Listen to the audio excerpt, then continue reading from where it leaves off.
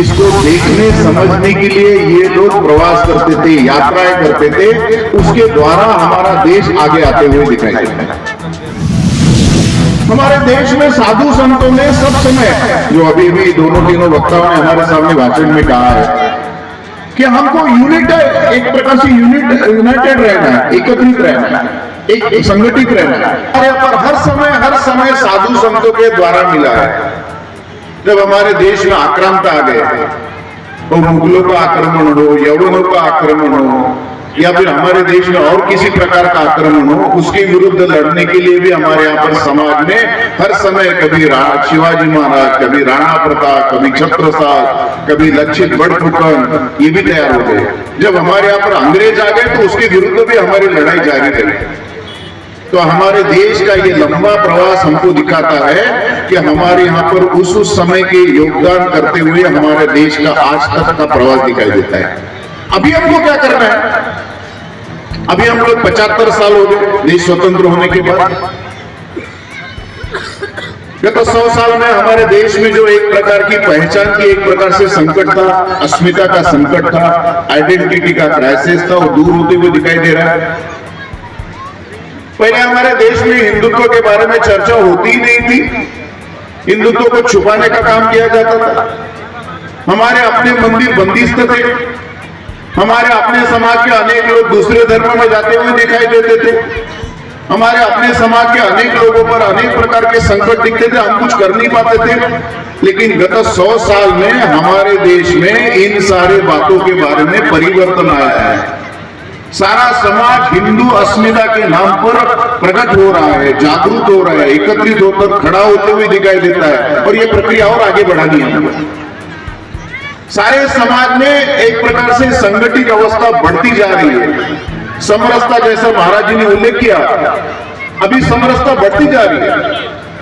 सारा हिंदू जागरूक होने के बाद अपने समाज के किसी भी कड़ी को दुर्बल नहीं रखना चाहता है, वो जोड़ना चाहता है, वो समाज को आगे बढ़ाने के लिए प्रयत्न करना चाहता है। मैं जब आपके गांव में आया तो अपने गांव के प्रधान मुन्ना जी के घर में चाय के लिए और भोजन के लिए रुका था, तब मुझे बताया गया कि इस गांव में बड़ी मात्रा में सेल्फ हेल्प ग्रुप चलता है, मातृशक्ति उसको चलाती है।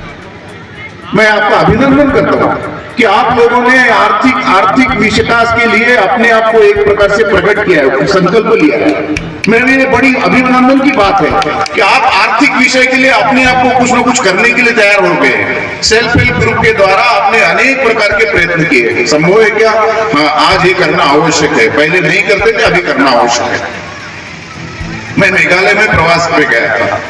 मेघालय के प्रवास में वहां पर हमको पता है 2 साल पहले वहां के एक महिला को, ट्रिंटी नाम की महिला है, उसको पद्मश्री मिला है।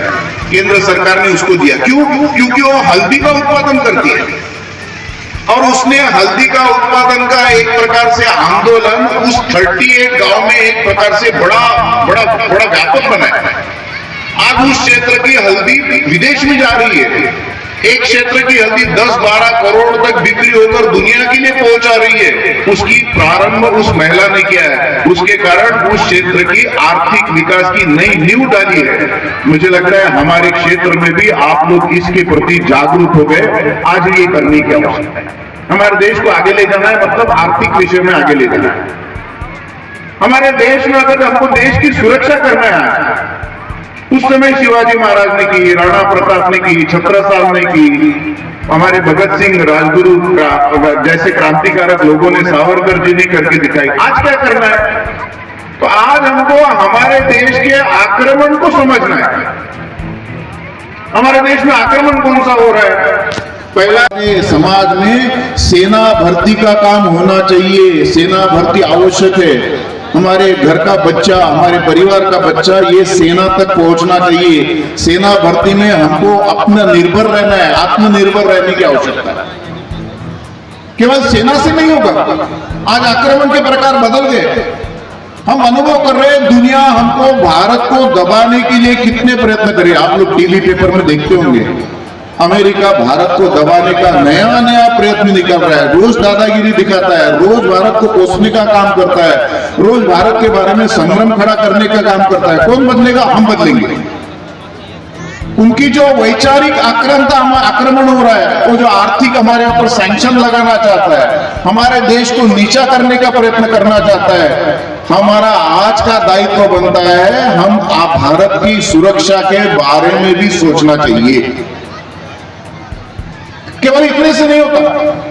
हमको पता है कि अभी हम लोगों ने गत कुछ सालों में हमारे देश में बड़े कुछ बदलाव लाए हैं, बड़े महत्वपूर्ण बदलाव है। सबके हाथ में मोबाइल आ गया, सबके हाथ में कुछ ना कुछ सोशल मीडिया आ गया, सबके हाथ में डिजिटल पेमेंट का कुछ ना कुछ प्रकार चल पड़ा है। दुनिया वहां देख रही है, दुनिया का आश्चर्य लगता है कि भारत इतने गति से डिजिटल कैसे हो रहा है, भारत इतने गति से कैसे विषयों पर आगे जाते हुए दिखाई दे रहा है। अभी अभी हमने देखा होगा 4 दिन पहले हमारे भारतवर्ष ने एक बहुत बड़ा वजनदार, एक प्रकार से ज्यादा केजी वाला सैटेलाइट छोड़ा है, दुनिया के लिए एक बड़ा काम करके दिखाया है।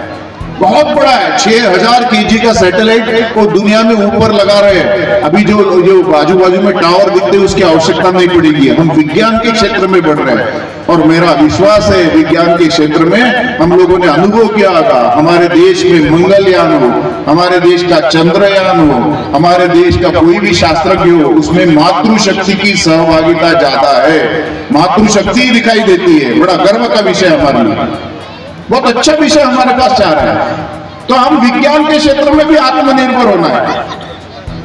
केवल इतना ही नहीं, हमको पता है कि हमारे देश में आज भी गुप्त रूप से शत्रु काम करता है। जाति, पंथ, भाषा, प्रांत, पूजा, किसी भी नाम पर भेद बढ़ाते दिखता है। आने वाले दिनों में हमारा दायित्व बनता है कि हम ऐसे किसी भी भेद का शिकार न बने, हम एकजुट रहे। ये शिकार होने के कारण, भेद होने के कारण हमारे यहाँ पर 1000 साल की गुलामी हमने अनुभव की है। आक्रांता आते गए, गुलामी का लंबा काल चला, अंग्रेजों ने हमारा स्वातंत्र एक प्रकार से बाहर रख दिया था। अगर हमको हमारा देश आगे ले जाना है तो हमको एक साथ आना है, एक रहना है, एक दिखना है, इसकी ज्यादा आवश्यकता है। मुझे लगता है हिंदू समाज आज उसकी अपेक्षा कर रहा है, जिसका महाराज जी ने उल्लेख किया।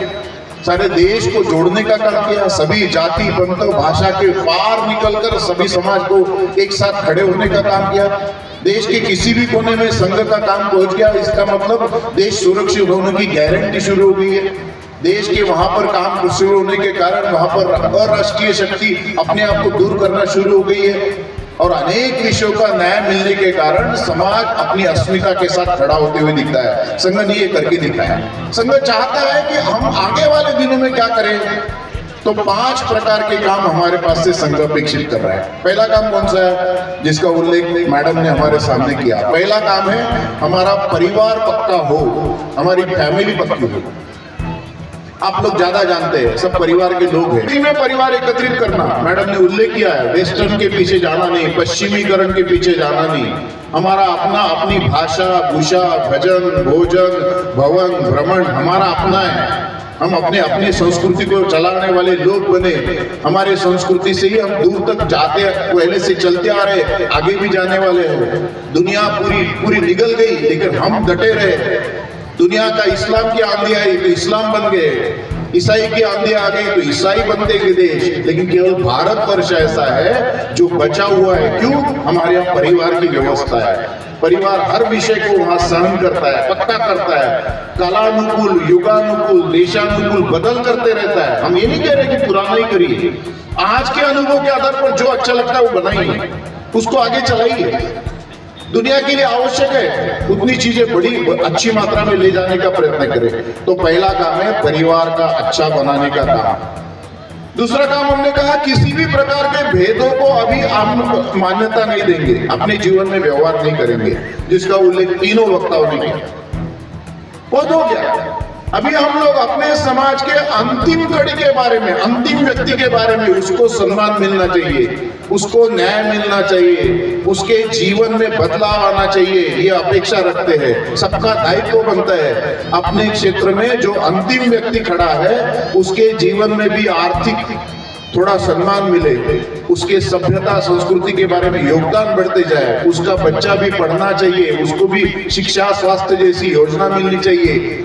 धीरे धीरे हमारे समाज में समरसता का भाव लाना, ये हमारे साधु संतों की शिक्षा पहले से रही है। भगवान रामचंद्र जी का उदाहरण समय महाराज महंत जी ने दिया है हमको कि शबरी से लेकर कैसे उन्होंने अपने जीवन को जोड़ने का काम किया, हमको भी करना है। फिर हमने कहा हमारा देश, हमारा समाज ये प्रकृति के साथ रहता है। सारी दुनिया चिंतित है, हम भी चिंतित है, भारतवर्ष में भी चिंतित है, क्योंकि हमारे यहाँ लगभग 30 बड़े महानगरों में पीने का पानी नीचे नीचे जा रहा है। हमने देखा होगा 6-7 साल पहले 2 करोड़, 2.25 करोड़ पॉपुलेशन, वहां पीने का पानी नहीं था, रेलवे से पानी लाना पड़ा। हमारे पास पीने का पानी कम है तो पानी बचाओ। हमने अभी अभी अनुभव किया कोरोना के समय ऑक्सीजन की कितनी महत्ता है। ऑक्सीजन निर्माण नहीं कर सकते, ऑक्सीजन केवल पेड़ दे सकता है, इसलिए पेड़ लगाओ, पानी बचाओ, पेड़ लगाओ। और तीसरी चीज हमने कही है प्लास्टिक हटाओ। ये जो प्लास्टिक हमारे जीवन में आया है, अभी अभी आया है, 20, 25, 30 साल पहले इसका प्रारंभ हुआ है, लेकिन उसने दुनिया के लिए बड़ा संकट निर्माण कर दिया है। तो ये 3 चीजें पर्यावरण रक्षण के लिए कर सकते हैं क्या? तो हम समाज के लिए आग्रह कर रहे हैं, पर्यावरण रक्षण के नाते कुछ ना कुछ इस मात्रा में करने चाहिए। सब साधु संत इस पर बोल रहे हैं, बड़े बड़े साइंटिस्ट पर चिंता कर रहे हैं, दुनिया की बड़ी बड़ी संस्थाएं इस पर प्रकार से चिंतन कर रही है। व्यवहार हमारे हाथ में है, हम इसके बारे में अपने जीवन में संकल्प ले सकते हैं क्या? मैं अभी अभी उत्तराखंड में कार्यक्रम में गया था। उत्तराखंड में वहां के कुछ संस्था ने जो जातीय संस्था रहती है, उस जातीय संस्था ने वहां पर उन्होंने संकल्प लिया कि हमारे घर से बेटी जब शादी बाहर करके जाएगी तो बेटी के नाम से 1 पेड़ हम यहां लगाएंगे, 1 पेड़ उसके ससुराल में लगाएंगे। ऐसा करते करते उन्होंने 16 लाख पेड़ों का निर्माण किया है। बड़ी संस्था है, पद्मश्री प्राप्त व्यक्ति हमको मिलने आया था। हमको दिखाई दिया कि उन्होंने अपने क्षेत्र में एक नया परिवर्तन ला कर दिया है। छोटे छोटे प्रयोगों के द्वारा हो सकता है। मैं उदयपुर में गया था, राजस्थान के उदयपुर में। हमको मालूम है कि गर्मी के दिनों में हमारे लिए पीने का पानी कठिन जाता है, हम छांव में रहना पसंद करते हैं। ये चिड़िया पक्षी कैसे करते होंगे? तो वहां के कार्यकर्ताओं ने, हमारे संघ के और विविध समाज में काम करने वाले लोगों ने वहां पर उन्होंने एक आंदोलन चलाया। उन्होंने क्या कहा, अपने अपने घर में पीने की कटोरी रखिए, पानी के लिए कटोरी रखिए, थोड़ा दाना रखिए, चिड़िया को भी मिलना चाहिए। आपको